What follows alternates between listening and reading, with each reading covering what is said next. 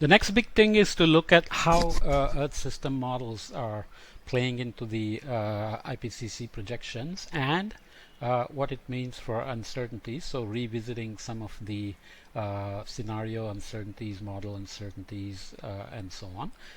Future projections here, just schematically, there are representative concentration pathways which include forcing, concentrations, emissions, land use, and so on, which are forcing the Earth system model simulations, which produce climate change and climate variability, as well as all the other things like ecosystem stress, corals, fisheries, crop yields, etc., that we call Earth system aspects.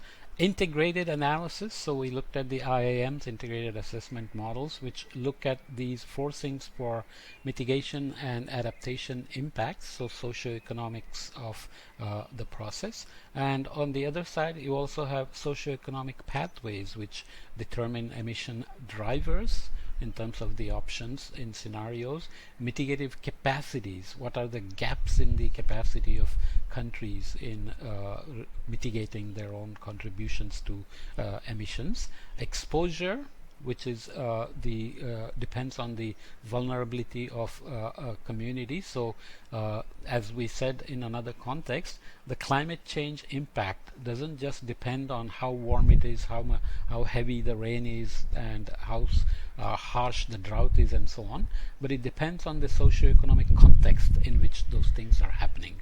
So exposure is one of those metrics. Sensitivity, obviously, adaptive capacity. So if sea level rises, what is the capability of Bangladesh to adapt to sea level? Can it manage 10 centimeters, 1 meter?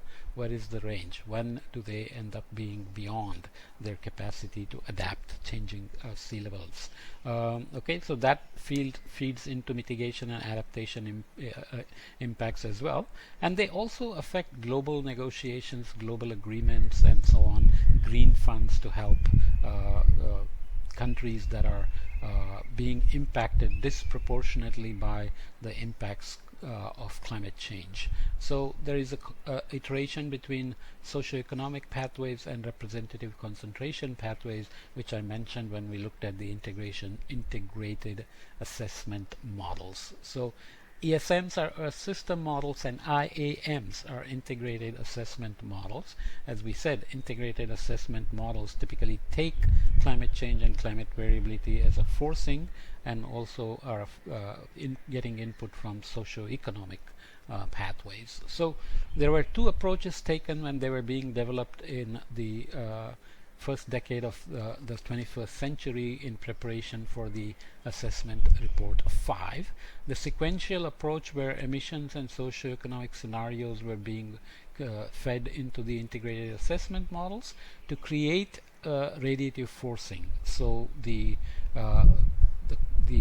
details of what is behind RCP 2.6, 4.5, 6.6, I think, and 8.5, right? 8.5 is basically business as usual, where we don't do much. And then they were used to make climate projections with Earth system models, and then they were again used in integrated assessment. Why does this do this? Integrated assessment models for impacts, adaptation, and vulnerability. Okay, so they are not integrated, they are impacts, adaptation, and vulnerability. In the parallel approach, there was iteration that we mentioned before. So RCPs and levels of radiative forcing are going into the Earth system models, and climate carbon cycle projections going into impacts, adaptation, vulnerability, and mitigation analysis. So you can see the feedback there. So obviously adaptation and mitigation affect the evolution of the Earth system, so there is an iteration there. Emissions and socioeconomic scenarios are going into integrated assessments, which are also going here and feeding back here.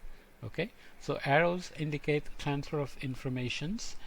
Selection of RCPs is shown with dashed lines, and integration informations and feedbacks are with dotted lines. Okay, So dashed lines, dotted lines. So some convention is there, but essentially this has to be an iterative process, because you change one thing, something else changes, and then that has to be fed back to the original model. So IAM, ESM, and the IAV has to be iterated together to create these pathways into the future.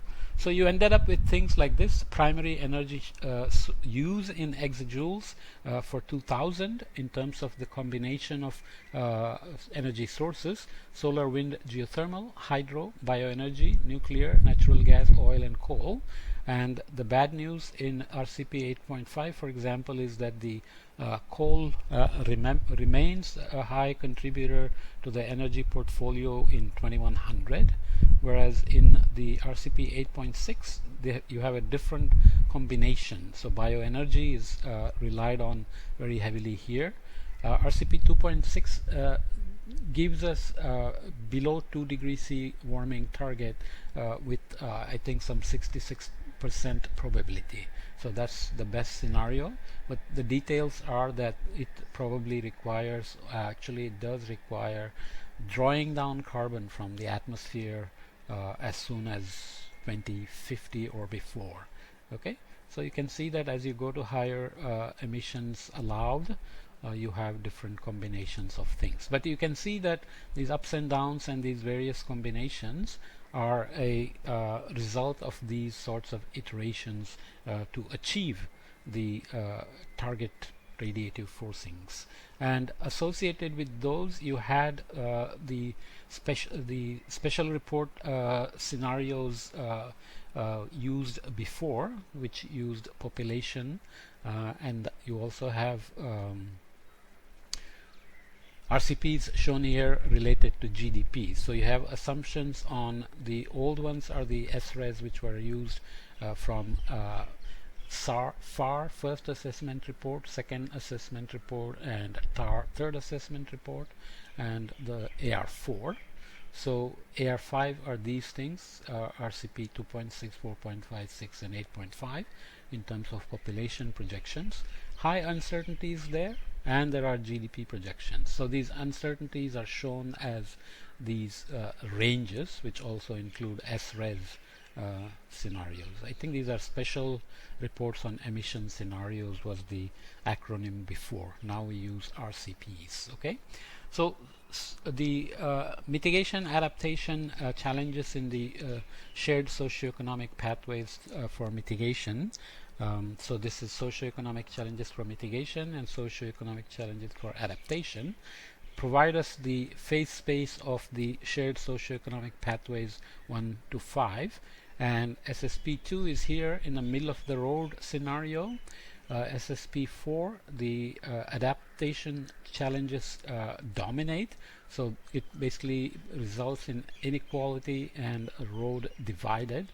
So there are narratives that go with these scenarios, typical of the social science approaches as opposed to natural science approaches.